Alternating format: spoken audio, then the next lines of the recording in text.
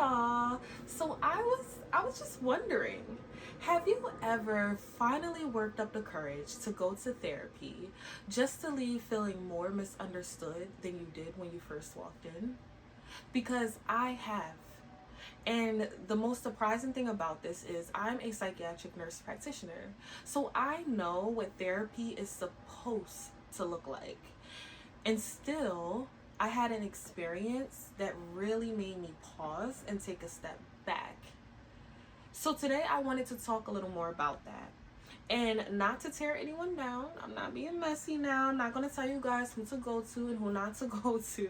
But I wanted to bring some awareness to something that people are not saying enough. And that's when therapy gets it wrong. And just to give you guys a little background here, at the time I was 23 years old. I was already working as a registered nurse in a psychiatric emergency room, and I was in graduate school to become a nurse practitioner. So I understood mental health, but I am still human, and I also just got out of a little situationship. And you know the kind I'm talking about, the ones no title, no structure, just emotions, confusion, and a whole lot of questions without answers. If you ever experienced it, let's just mind our business together. But you know that kind of experience, it can shake your sense of self in the most quietest of ways. So I did what we tell people to do, and I sought therapy. I got help, okay? And believe me, guys, for this therapy, I wasn't closed off. I was open because I wanted clarity, understanding, and I wanted to process, and I was just so ready to be seen. So going into this session, the therapist I chose, she started off with the formality. She starts going into HIPAA, confidentiality, limits of privacy, safety protocols, and all of that. And believe me, guys, that was fine because it's standard. Honestly, if she didn't do that in the beginning, I would have been like, all right, let me head out because this is not legit. But it was cool that she did that. The only thing is, by the time that she finished going through all of that stuff, the majority of the session was just done, and I only had 15 minutes to really just get into what was on my mind that day, where I was coming from about the relationship. But I did. In that 15 minutes, I started talking about the relationship and how the individual I was with had like a lot of narcissistic traits. There was emotional just harm and mental strain, and he just wasn't kind. And after I started talking about all of that, I took a moment and I stopped because I'm thinking this is where she should be leaning in or asking questions or at least getting curious, at least holding space. But no, instead, she gave me a conclusion. She told me that I was in the stage of generativity versus stagnation. And now for those of you who don't know what that is, that's a concept from Erik Erikson's stages of psychosocial development.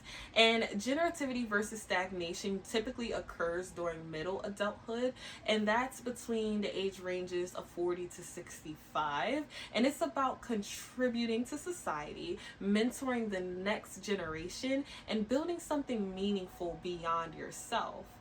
But again, guys, I was 23 years old at the time, okay? So in my mind, I'm thinking this already does not align with me, and especially that stagnation business because I was not stagnant. And before I could even process that, she said something else. She told me, it's like if you leave a bucket of gold out and someone takes it, it's your fault. And I remember just sitting there like,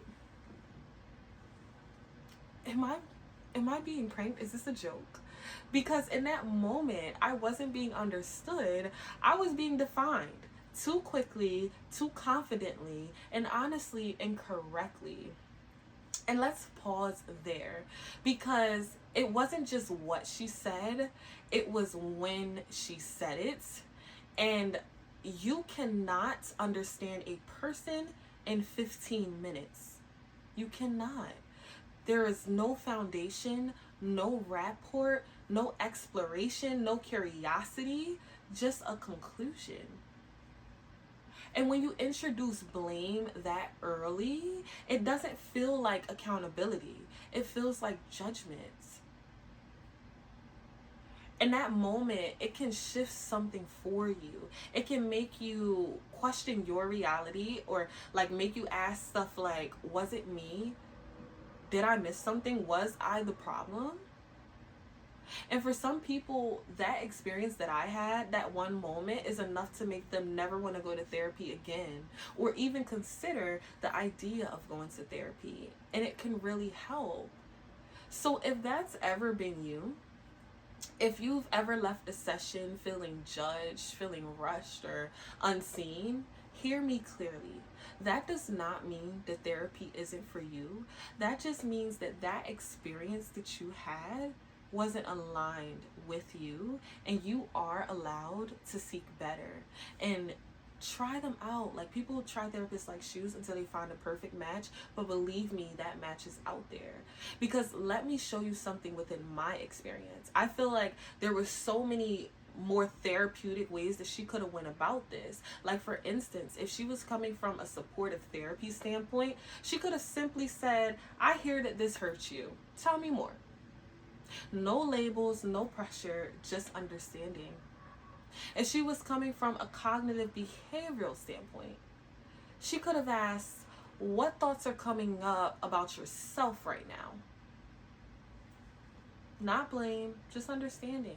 Even trauma informed would never jump to faults, okay? It would gently explore what patterns might connect here without shame. Even motivational interviewing, it would sound like curiosity. What made you stay? Okay? Not judgment, just understanding again. And even if you wanted to get a little deeper into some attachment based work, it would sound like, what did connection look like for you before this? And I wanted to point this out because I want you all to really hear the difference. It's really not about having the right answers. It's about asking the right questions. Because there's a lot of red flags in therapy that we are not talking about. And I just want to point out some of them. Because if you're being labeled too quickly in therapy, that's a red flag. If you're feeling judged instead of understood, red flag. If your therapist has a lack of curiosity, red flag. If you're leaving feeling worse, red flag. Leaving without clarity, red flag, red flag, red flag. And this matters because therapy is not just credentials. It's about connection, it's about attunement, and it's about being seen. So as both a patient and a provider, I feel that I've seen both sides. And I can tell you this: good care does not rush to define you. And it takes the time to understand you, layer by layer by layer. And you are not a misdiagnosis. You are not a rushed conclusion. And the right provider will not just analyze you, they'll sit with you, casting clarity and cultivating stability, one step at a time. All right, guys. Bye.